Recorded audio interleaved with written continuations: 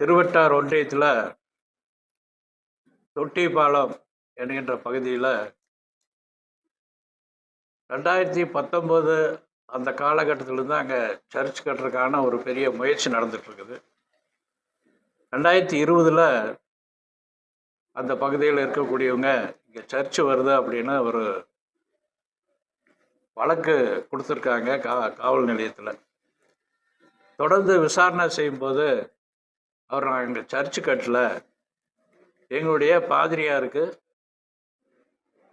Guest house அந்த மாதிரி கட்டுறோம், வீடு கட்டி கொடுக்குறோம் அப்படிங்கிற மாதிரி அவர் தகவல் தொடர்ந்து சொல்லிட்டு இருந்திருக்காரு. அதுக்காக பேரூராட்சியில் ஒரு அனுமதி கேட்கறதுக்காக ஒரு வரைபடம் கொடுத்துருக்காரு. ஆனால் அந்த கட்டடமானது அந்த வரைபடத்தில் என்ன இருந்ததோ அது மாதிரி இல்லை அப்படி அந்த பேரூராட்சியில் கூட சொல்லியிருக்காங்க.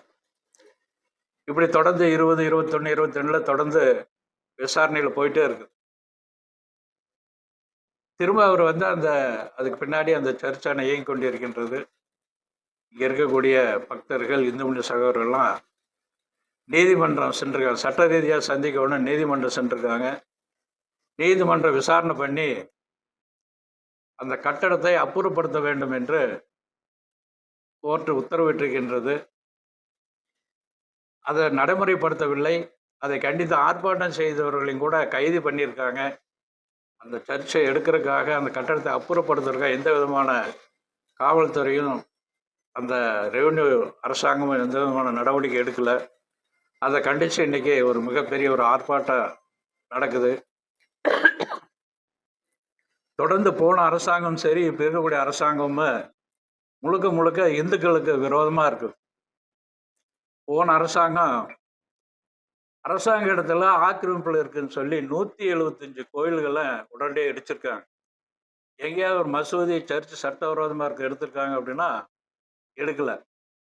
இப்போ இருக்கக்கூடிய அரசாங்கம் கூட அப்படி தான் இருக்குது. நம்முடைய வன்னியரசு அமைச்சர், நம்முடைய சபாநாயகர் ஒரு கிறிஸ்தவ கூட்டத்தில் போய் கலந்துக்கிட்டு நீங்கள்லாம் கம்முன்னு இருக்கீங்க, பெரிய போராட்டம் பண்ணணும் அப்படி அங்கே போய் கிறிஸ்தவர்களை தூண்டி விட்டுருக்காங்க. ஏன்னா சபாநாயகர் ஒரு கிறிஸ்தவர், அவருடைய பதவியேற்பிலையும் கூட பைபிளில் இருக்க வசனத்தை மேற்கோள் காட்டியிருக்கார். இப்படி இந்த அரசாங்கமானது கிறிஸ்தவர்களுக்கு சாதகமாக இருக்குது. அந்த அரசாங்கம் அப்படி இருக்கிறதுனால அதிகாரிகளும் அவங்களுக்கு சாதகமாக நடந்திருக்காங்க. அதை கண்டித்து தான் நாம் இருக்கிறோம்.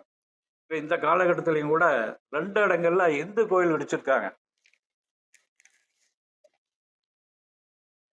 பத்திரகாளியம்மன் கோயில் ஒன்று, முட்டியம் பாறை அப்படி அந்த இடத்துல இந்து கோயில் இடிச்சிருக்காங்க. அதே மாதிரி சட்டவிரோதமாக 5 இடங்கள்ல சர்ச் இருக்குது. திருப்பரம் அந்த பகுதியிலேயே, திருப்பரப்பு அந்த பகுதியிலேயே கிட்டத்தட்ட ஒரு 3 சர்ச்சும், குலசேகரம்பட்டினத்தில் சர்ச்சு, இந்த மாதிரியான சர்ச்சில் சட்டவிரோதமாக கட்டிய எந்த விதமான அனுமதி இல்லாமல் கட்டியிருக்காங்க. இது அகற்ற சொல்லி இன்னைக்கு மிகப்பெரிய ஆர்ப்பாட்டம் நடக்குது. இது சம்பந்தமாக நீங்கள் தான் கேட்கணும்னா கேளுங்க. ஏன்னா அடுத்த சார்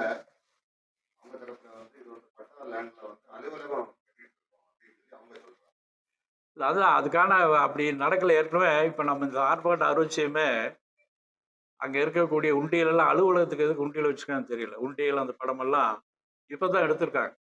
ஆனால் அது சரிசாக தான் இயங்கிட்டு இருந்திருக்குது. அதுக்கான வேலைகள் நடந்துட்டு இருக்கிறனால தான் நாம் அதை இங்கே ஆர்ப்பாட்டம் பண்ண வேண்டிய சூழ்நிலை வந்திருக்குது. இப்போ நம்ம ஆர்ப்பாட்டம்னு சொல்றதையுமே இந்த அரசாங்க அதிகாரிகள் சொன்னது மூலியமா அந்த இதெல்லாம் எடுத்திருக்காங்க, உண்டியெல்லாம் எடுத்திருக்காங்க. நீதிமன்றத்தில் கிறிஸ்தவ தேவாலயம் அங்கே நடக்குதுன்னு ஆதாரங்களை சமர்ப்பித்து நீதிமன்ற உத்தரவு போட்டு அதிகாரிகள் நடவடிக்கை எடுக்க தயங்கியது.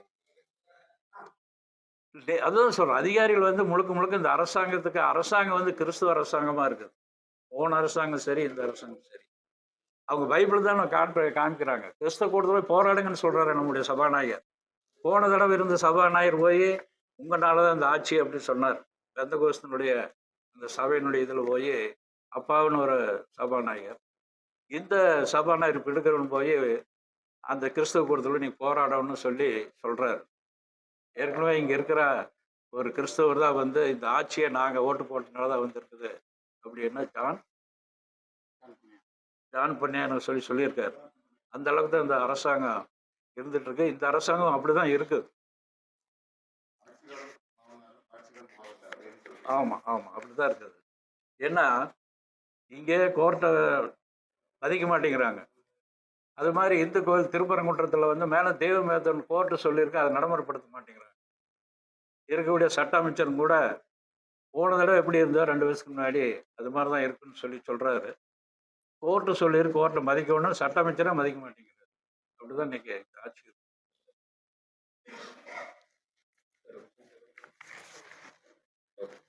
வேற இன்னொரு சம்பவம், நம்ம கரூர் பக்கத்துல ஒரு 3000 சில்லற கோயில் இடம் இருக்குன்னு சொல்றாங்க. அங்க கிட்டத்தட்ட ஒரு 4 கோயில் இருக்குன்றது. அங்க திடீர்னு மேடையில முன்னாள் அமைச்சர், அந்த முதலமைச்சருக்கு முன்னாள் அமைச்சர் வந்து ஒரு கோரிக்கை வைக்கிறார். கோயில் இடத்துல இருக்கிறவங்களுக்கெல்லாம் பட்டா கொடுக்கணும் அப்படி சொல்றாரு. ஏன்னா அவரே ஆக்கிரமிப்பு, நிறைய கோயிலோட ஆக்கிரமிப்பு பண்ணி வச்சிருக்காரு. அதுல என்ன சொல்றாங்கன்னா, விவசாயிகள் சில பேர் இனாம் பூமி வேறு கோயில் பூமி வேறு அப்படி சொல்றாங்க. நாமளும் கூட அதான் சொல்றேன். நான் என்ன சொல்றேன்னா, 3 வகையா 1963ல சென்னை ஹைகோர்ட்டும் சுப்ரீம் கோர்ட்டும் தீர்ப்பு சொல்லியிருக்காங்க. நில சீர்திருத்த நிலை உச்சவரம்பு சட்டம் ஒன்று, மைனர் இனாம் அப்படிங்கிற ஒன்று, கோயிலுக்கான பூமி கொடுத்துருக்க ஒன்று, இப்படி 3 வகையா பிரிச்சிருக்காங்க. இந்த இனாம் பூமி அப்படிங்கிற விஷயத்துல நாம் ஏற்கனவே இந்த விவசாயிகளுக்கு ஆதரவாக தான் நின்றுருக்கோம். ஏழை விவசாயிகளுக்கெல்லாம் அது போய் சேரணும், அப்படிதான் நம்ம இந்து முன்னணி விவசாயிகளுக்கு சாதகமாக தான் இருக்குது. ஆனால் கோயில் இடம்னு வரும்போது கோயிலுக்கு இடத்துக்காக என்ன பணிக்காக கொடுத்துருக்காங்களோ அது கோயிலுக்கு பயன்படணும். ஏன்னா தமிழ்நாட்டில் நிறைய கோயில் பூஜை இல்லாமல் இருக்குது. ஒரு கோயிலுக்கு பார்த்தா 1000 ஏக்கரா 2000 ஏக்கரா 1500 ஏக்கரா இருக்கிற இடத்துலையும் கூட பூஜை ஒன்றுக்கு பணம் இல்லாமல் வெளியில் நன்கொடை கேட்க வேண்டியதாக இருக்குது. அங்கே இருக்கக்கூடிய பூஜை ஒன்று நபர்கள் லட்சக்கணக்கான கோடி பணம் வந்து அறநிலைத்துறைக்கு வருமானம் வருது, ஆனால் கோயிலுக்கு எதுவும் செய்யறது இல்லைங்கிறது ஒரு பக்கம். அதனால் ஏழை விவசாயிகளுக்கு போய் சேரணும். அங்கே இருக்கக்கூடிய 300 சில்லற 3000 சில்லற ஏக்கரையிலையும் யார் யார் கொடுக்குறாங்க? சர்ச் இருக்குது, மசூதி இருக்குது, கல்லூரி இருக்குது, நிறைய பெரிய பெரிய தொழிலதிபர் இருக்காங்க. அது எந்தெந்த வகையில் அது கோயிலுக்கு எது இனாம் பூமி எதுன்னு பிரிக்கணும். அப்போ அதுக்கான ஒரு குழு அமைக்கணும்னு நம்ம சொல்கிறோம். இதை வந்து தப்பாக புரிஞ்சுக்கிட்டு சில விவசாய சங்கம் வந்து நாங்கள் 25,000 கோடி பணம் தர்றோம், ஏன்னா அதனுடைய மதிப்பு 25,000 கோடி, தப்பாக புரிஞ்சிருக்காங்க. நாம் இந்த விவசாய சங்கத்தோட விவசாயிகளோட இருக்கணும், ஏழை விவசாயிகளுக்கு போய் சேரணுங்கிறதுல எந்த விதமான மாற்று கருத்து இல்லை. அதனால் அவங்க நல்லா புரிஞ்சுக்கணும். ஒரு குழு அமைக்கணும், ஒரு நீதிபதி கொண்ட குழு அமைச்சு இனாம் பூமி எது, மைனர் இனாம் பூமி எது, கோயில் இடம்னு பிரிக்கணும். விவசாயிகளுக்கு போய் சேர்றதுல ஒன்றும் தப்பு இல்லை. இவங்க அதை தெளிவுபடுத்தணும். பட்டா கொடுன்னு சொன்னால் யாருக்கு கொடுக்கறது? சர்ச் இருக்கிற இடத்துக்கு கொடுக்குறாங்களா, மசூதி இருக்கிற இடத்துக்கு கொடுக்குறாங்களா, தொழிலதிபர்களுக்கு கொடுக்குறாங்களா, ஏழை விவசாயிகள் கொடுக்குறாங்களா, யாரெல்லாம் ஏழை விவசாயி அங்கே இருக்கிறாங்க அப்படிங்கிறத தெளிவுபடுத்தி கொடுக்கணுங்கிறது இந்து முன்னுடைய நோக்கம், கோரிக்கை.